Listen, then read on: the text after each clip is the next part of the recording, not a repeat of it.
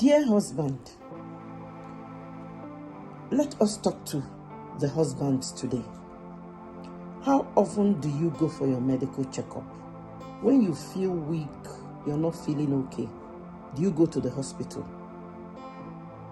When your wife reminds you that you've complained about a particular thing in your body, that you should go to the hospital, do you really go to the hospital? How often do you discuss with your wife?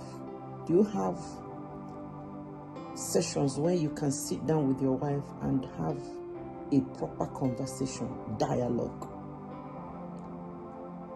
How healthy is your bond intimately? How is your relationship with your children? How often do you talk to them? As a man, how often do you talk to your children? Or do you leave it to the woman that your wife should be communicating with them? You're actually doing a disservice to yourself, because you're not making effort to create a relationship with your children. And you're the one that will lose out. So why don't you make out time to call those children personally and have a bond with them?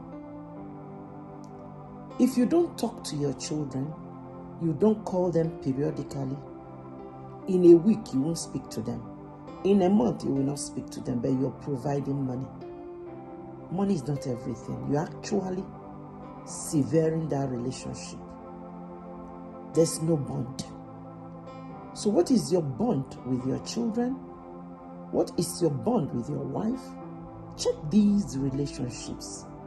It's time to check and address these issues and spare time for your wife and your children. You cannot have a relationship with them later when you are weak. You start that relationship now. If they're all grown-ups, you really need to step up and start calling them. It's not your wife's duty just to call them. You're the one. You're actually creating a vacuum. And that vacuum, they cannot fill it up, and you cannot fill it up later. So start today and make amends. This is part 1. We have other parts.